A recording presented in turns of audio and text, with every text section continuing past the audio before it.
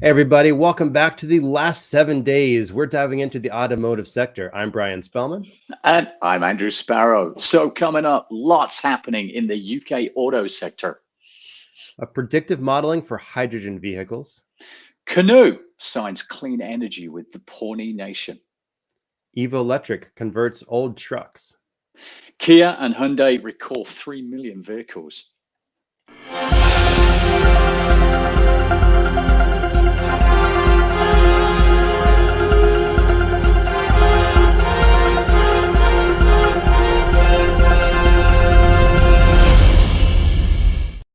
So Andrew, what is happening with the automotive sector in the UK?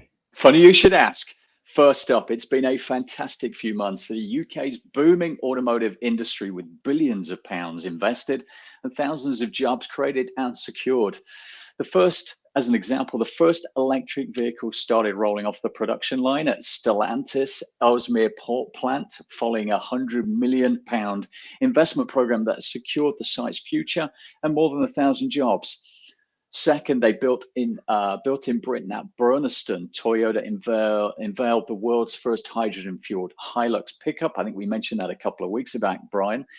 In addition, Rolls-Royce Motor Cars submitted plans for a major expansion of its Goodwood manufacturing plant. Wrightbus launched a major recruitment drive with hundreds of jobs and apprenticeships available at its Ballymena manufacturing plant. And BMW announced a £600 million investment at its Oxford and Swindon plants to prepare the factories for electric mini production, securing more than 4,000 British jobs. A lot happening in the UK. Is this their response to Brexit? We'll see. It sounds like a lot is happening, and we are now going to be joined by our very own Dan Wilson, our automotive aficionado, to talk about, I believe, some hydrogen, maybe some hot air news. Hey, Dan, welcome to the show. Good morning, good afternoon, and good night. There goes the hot air. So go ahead. Yeah, I was saying, what do you have for us? I believe the headline was something about predictive models in hydrogen. Yeah, so pretty exciting for hydrogen cars. Predictive models could improve the hydrogen station availability. So researchers offer an idea to cut down on scheduled maintenance and boost motorist confidence. So the consumer confidence in driving hydrogen-fueled vehicles could be improved by having station operators adopt a quote predictive model that helps them anticipate maintenance needs, and so it's pretty exciting news for them. So is there more of a challenge with hydrogen stations than there is with gasoline stations? Yeah. And I think the biggest challenge is, what the electric stations, EV stations can do, but they don't know about the hydrogen yet. So there's they're still in research phase of that. But this is pretty good. This is good news. Yeah. I mean, I know in Cali, what have we got? I don't know, 1,000 gas stations around the state, and how many hydrogen stations do we have? Probably a few. So maybe that's what's impacting scalability amongst other things then. Mm-hmm. Okay. Mm-hmm. Yeah. And what typically takes, I don't know, over 45 minutes to charge your EV vehicle, I'm hearing some good news about hydrogen only taking about 3 to 4 minutes. Makes sense. Yeah. So for me, just picking up on that. Oh, that was interesting. What happened there? Brian's just not anything Brian clicked on. Brian is messing with us here. So going back into maintenance, it's all about the thread. It's all about pulling through the data to make sure you can maintain things a little bit better, the quality, et cetera, et cetera. So just my 2 cents. So what I'm seeing in this industry is there is the speed and how fast they can get these things up and running. And whoever is the fastest wins, right? Yeah. So it goes back to the PLM. And the speed in which you can get that product through to the customer and in their hands. Yeah. Wow. Good. It's a whole new world when we have hydrogen powered cars. I think you mentioned just I think last week we're talking about the first Helix or Toyota Helix being proof of concept that cars can be powered by hydrogen, and that's it's just a crazy world. It feels like you're just blowing some hot air at us here, but I guess there really is something going on. I knew one of those was coming anytime soon. Yeah, those dad jokes. Yeah. So what else? Yeah, I got the so we got Kia and Hyundai. Unfortunately, they're recalling more than 3 million vehicles for engine fire risk. And both automakers are urging vehicle owners to park outside of their respective homes, not in the garage, and away from structures until repairs are completed. Right. So you're saying the explosive news is not that your hydrogen-filled car might be an exploding blimp, but that the car that's actually parked in your garage right now might catch on fire spontaneously. In the engine, yeah. So it goes back to electrical, but it also goes back to the live show that XD had yesterday, where there was the Mike Bradford talking about quality. Yeah. Right. Yeah. What was the number, Andrew, of how many recalls that he had? Yeah, I was just going to say, I think it was hitting almost 15 million sales per year. In fact, if I remember exactly, 14.75, whereas there are 30.8 million recalls every year. But then I think it may have been Dan himself. We asked what is the life cycle of a vehicle average in the US? I think it was 10 years. So when you do the math, you're basically looking at something in the region of 20% of all vehicles sold are being recalled at some point in their life. Astonishing. That needs fixing. Yeah, that's a huge argument for a strong product lifecycle planning there. Get the design done, get manufacturing quality, get your supplier quality up, etc. All of those things. Yeah, so Dan, what are you seeing with, is this worrisome to you, or you kind of think, oh, this is just another recall that I kind of expected to read in the news? No, it's something like this, when engine bays can catch fire, it's never a good, never a good thing. I'm seeing a lot of different recalls. I just had one on my Toyota Tacoma where the back light that lights up your bed needed to be replaced because water can get in through the top and go up into your ceiling in your truck, and mold issues can happen.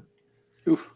So there's a little bit of quality management issues surrounding a lot of different things, and it is very worrisome, especially if they're asking you not to park near structures, and that's like, ooh, do I really want to even drive this vehicle? Yeah, you bet. So look, we got a couple of pieces of extra news which we highlighted at the start. Let me kick off with the first one. So EV maker Canoo signs a clean energy tech partnership with the Pawnee Nation. So the Pawnee Nation will place an initial order with Canoo, who we do know pretty well, for vehicles that will be built for the first time in Oklahoma. The decision to locate manufacturing in Oklahoma was driven in part by opportunities to work with tribal nations and others to further diversify local economies and to help create good jobs for working people in a dynamic emerging industry, said Tony Aquila, chairman and CEO of Canoo. Under this agreement, the Pawnee Nation and Canoo will work together to train workers, develop suppliers for Oklahoma's growing clean energy industry. The agreement between Pawnee Nation and Canoo is focused in 4 areas. First, building workforce skills in zero-emission vehicles and other clean energy technologies. Second, developing qualified suppliers of parts and services needed for zero emission. Third, supporting STEM education by connecting the students of the Pawnee Nation to internships and employment opportunities in clean energy fields. And fourth, lastly, the Pawnee Nation will place an initial order for Canoo vehicles that will be built in Oklahoma. Good for them. Good for them. Not to like about that. Yep. A lot of good news in there. Yep. And I understand, rumor has it, that they've got probably the best software and solution partner in the world helping them with all of this. Wonder who they could be. Who would that be, Andrew? XD Innovation, I think they're called. We should interview them sometime. We should. Good. Okay. We also have in the news this week, we were reading about Evo Electric is converting old trucks into modern electric rigs. This company has been around for about 4 years. It was started by Jackson Alvarez and Bill Beverly in Long Beach, California. And the first idea was to just help accelerate the adoption of electric vehicles. But then they decided to take existing trucks that were basically headed for the scrap heap and turn them into newer refurbished electric trucks. So the last few years, that's what they've been focused on. They believe that there aren't enough new electric trucks that are being produced to meet demand. And, the wait times now of 6 to 12 months on the new vehicles. So they're actually finding success in turning old trucks into electric vehicles, which is a super interesting concept to me, because when we think of electric vehicles, we tend to think of it's got to be this new thing that's built with the electric vehicle from the start. Yep. So being able to find a way to effectively take, I wonder if my old, 2000 F-150 out there can turn into an electric vehicle. And is that actually cheaper and more effective than a brand new one?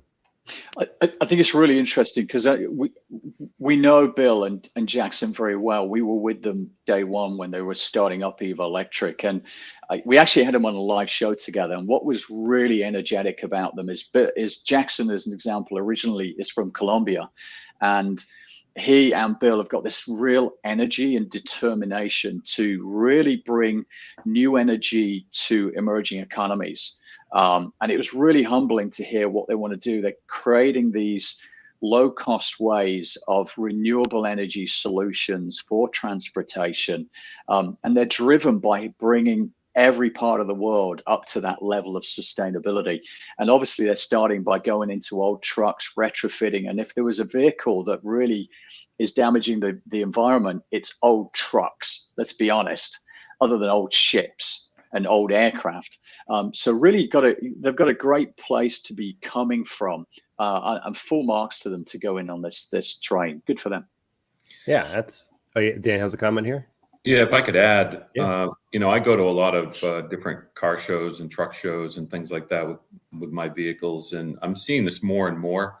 The only vehicle out there that's truck related that is ready for prime time, but to your point, Brian, it's 6 to 12 months out to get this in the hands of the consumer, is the Ford F-150 Lightning.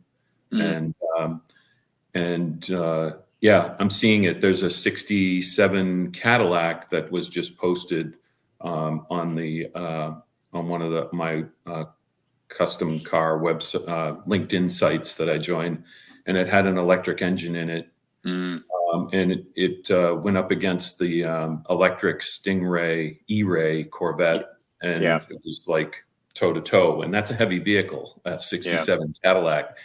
I'm seeing it more and more at these car shows too. Trucks being retroed to electric. You go up to the truck and you're like, oh, I want to see this big chromed out engine. You look in there and it's this little teeny electric. Teeny? Not usually teeny, but that's interesting. It's smaller than the engine that you're thinking about, right? It doesn't have all of the things, but it's also got the battery layer underneath, which is pretty cool. Yeah. Yeah. It's awesome. Well, I just want to thank you, Dan, for joining us for the news show today, and hopefully our audience has learned a little bit about automotive. And if you need more insights from Dan, every Friday he posts a bit of history about CAD PLM. What was today's headline?